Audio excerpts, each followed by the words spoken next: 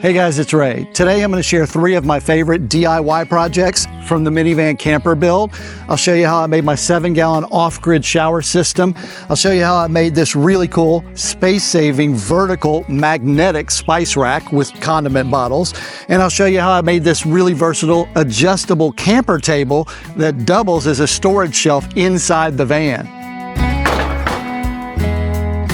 It's DIY day. Buckle up.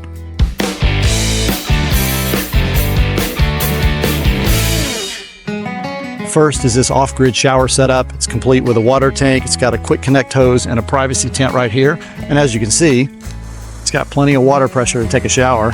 If you want a shower or bath setup in a small rig, the first thing you have to decide is where's it going to go? Do you have room for it? One benefit to a lot of minivans is the deep storage space you get by removing the third row seats. Here's a shot showing the wood frame and rear cabinets I created in the van. Ultimately, I used the area on the right to hold my portable power station, so I was left with the space to the left for the shower setup. You can see the blue water tank and hose here. This is a shot looking straight down into the cabinet. This is where I keep the tent pole for the shower curtain. I'll show you that later. And if you look right here, it's hard to see, but this is the bottom of the water pump mounted here in the very back. I'm using a high-end Seaflow water pump, 5.5 gallons per minute. It's expensive, but that's why the water pressure is so good.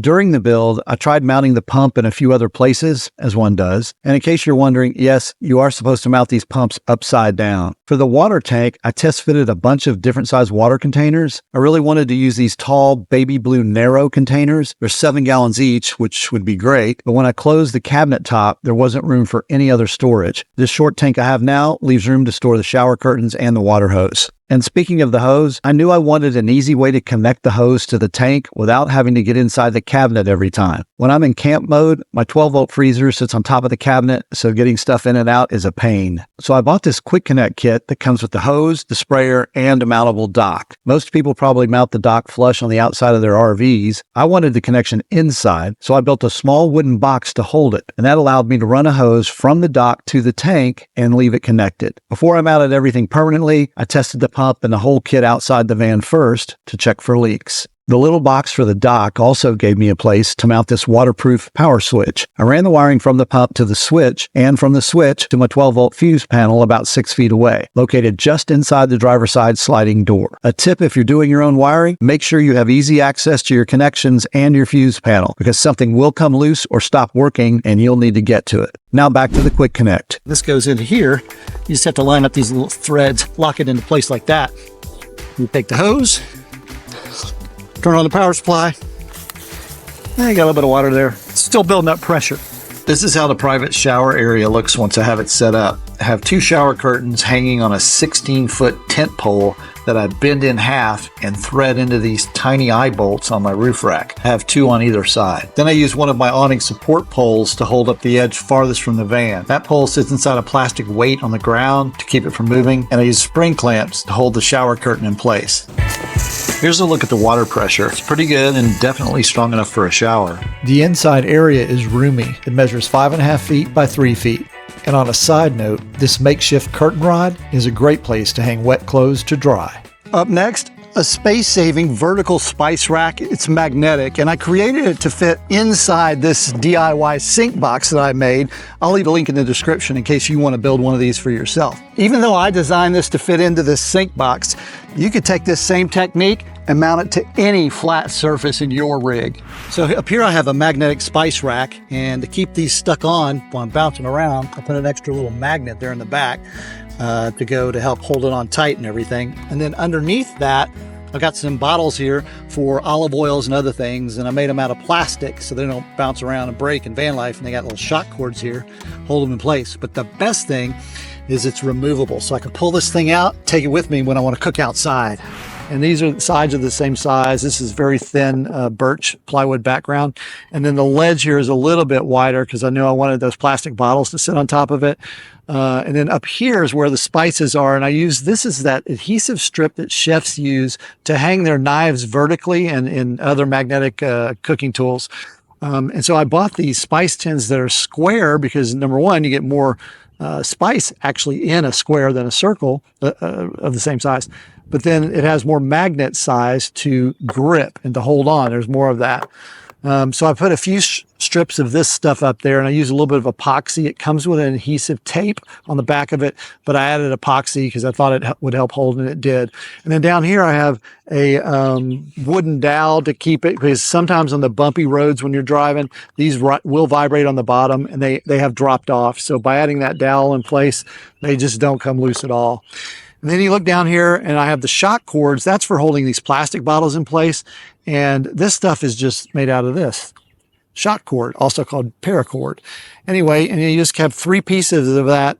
And then on the sides of it, you tie a knot. So I'm going to lay this thing down flat and show you here, but you have a knot tied on the end of it. If you look, the key to making this a flat flush is to use what's called a countersink bit. That's this thing right here. And it has a special little area down there to cut it out like a cone. And so I have a small hole for the cord to go through, and then that little cone shape, and then this little knot then rests inside of it, and it's able to sit flush inside of it. And so I've got a piece of the shock cord right here, and it shows, so you're just going to tie a knot on one end of it, and you're going to get a piece a little bit longer, get a piece that's a little bit longer than your overall thing, pull it through, the hole, and then, get it as tight as you want to get it, and then tie a knot on the other side. Make sure it's really tight so that you have plenty of friction there. And then you just cut off the extra outside of that knot, and you're left with these 3 strips. They just work great. They're amazing. I can't talk highly enough of that. So now I'm going to show you how I made these loops, finger loops in here to pull this out.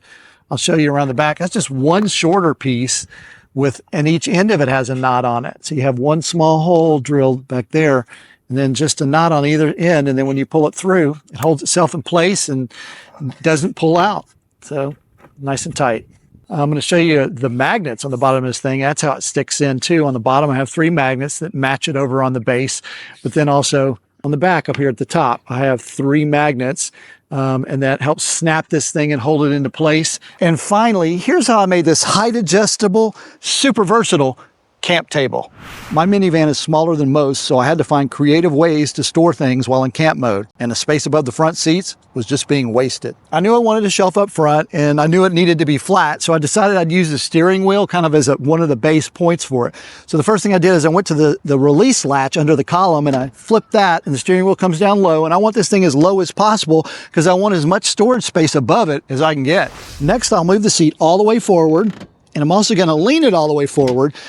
And that gets it pretty level with the steering wheel, and that's what I wanted. 2 points of level contact here. And remember to move your passenger seat all the way forward too. So now we're going to measure from the front of the steering wheel to the back of the seat back, and it's 13 inches right here for mine, but you want your shelf to be wider because if it's too thin, it really limits what you can put on top of it. All right, and then the next measurement we're going to do is from the edge of the driver's seat over here all the way across to the edge of the passenger seat. For me, it's 48 inches. So now we need this shelf. I bought this pre-cut project board. You can get these for $15 from any hardware store. This one is 16 inches wide by 48 inches long, so I didn't have to cut it. So now you got your board cut. You want to balance it on top of the seat tops and the steering wheel. And you'll see here that it's solid, but it wiggles around, so we need to fix that. Now, if you have seat handles on the back of your seats, this next step is going to be all you need. If you don't have those, stick around. I'll have another step that'll help you out there. I experimented and I found that these 2x2 blocks, these are 3 inches long. Yours will be shorter or longer. This is the most solid way to kind of mount these. You want to have this on the bottom of your shelf, and it will slide into the seat back handle. So first, to mark these, you want to slide it into the middle there. Then you want to slide your shelf over the top, okay? Then you're going to line it up there, make sure it's flush, and now we're going to mark it. So once you have it in position here, you want to trace around it on the bottom of the shelf. I've already done mine, but you want to trace around that 2x2 and make an outline, and then you want to do the same thing on the passenger side. Next, you want to put that shelf board on a flat surface. I've got mine on this workbench out here, and I have it clamped down. And for this, we're going to use 2.5-inch deck screws. Deck screws are awesome because they come with this little star bit, also called a Torx bit, and it really keeps it from stripping out. We also want to do pilot holes, and for that, you need a skinny drill bit, one a little bit thinner than the screw itself, okay? And now you're going to drill your pilot hole in the center of this outline that we just drew for the 2x2. I've already drilled mine here, but you want to drill that in the center and drill all the way through. You want to do that on both sides of the board. Now, also, you can pre-drill a hole into the 2x2. It's not necessary, but it helps out if you do have it pre-drilled. All right, once you have all your holes drilled, we're going to flip the board over. I like to drive the deck screw into the shelf until it peeks through about a ½ inch on the bottom. Now I'll center the block on the tip of the screw. That's where that pilot hole comes in handy. Hold it steady and screw it in the rest of the way with a drill. And then we'll do the same thing for the block on the other end. Now I'm going to test this out on top of the seats. So I'm going to line my 2x2 legs up in the center of those handles, and you're going to push down flat. And you're going to lean over to the other side of the board. You're going to push it down flat.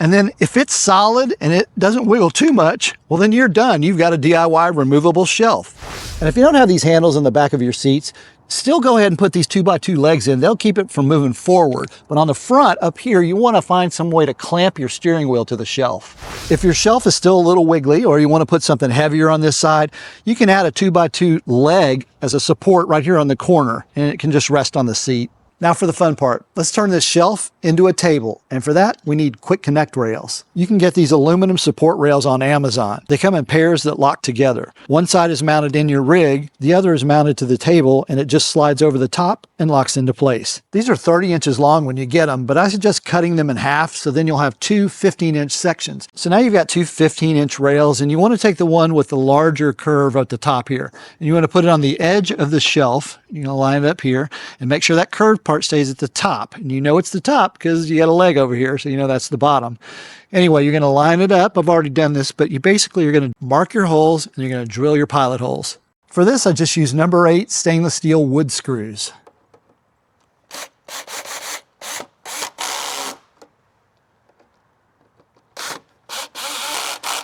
So this is the rail we just mounted to the shelf, and this is the matching rail that we're going to mount inside the rig onto someplace solid. This is just a sample.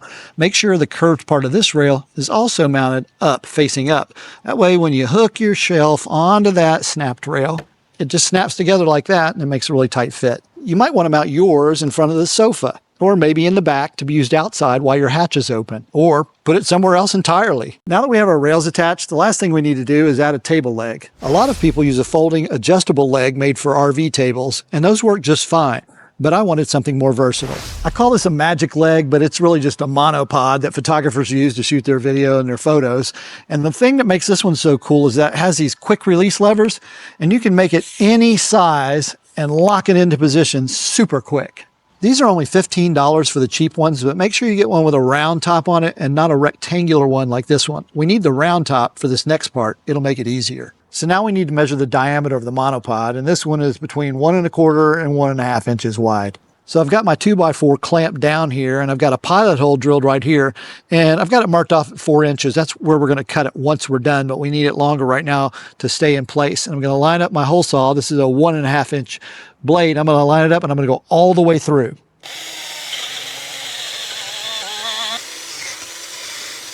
Okay, so now we're going to mount that block at the end, but just make sure you mount it on the bottom side, on the opposite side of your rail. So you come down here, and it doesn't really matter where you mount this block, but just somewhere in this area on this end. And you want to drill a pilot hole and make sure it goes all the way through this block and all the way through the shelf also. So I flipped the shelf over, and now we're going to do just what we did before. I've got the block down there, and I've lined it up on the pilot holes. These are 1¼ inch lathe screws, and I'm going to drive them through down into the block.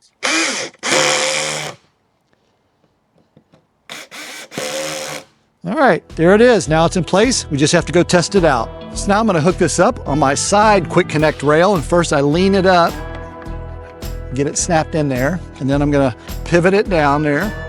Okay, I grab my monopod, slide it into that hole we made, and lock it down, and that's it. We now have a DIY shelf turned into a camper van table. Let me know what you think in the comments. And as always, thanks for watching. I really appreciate it.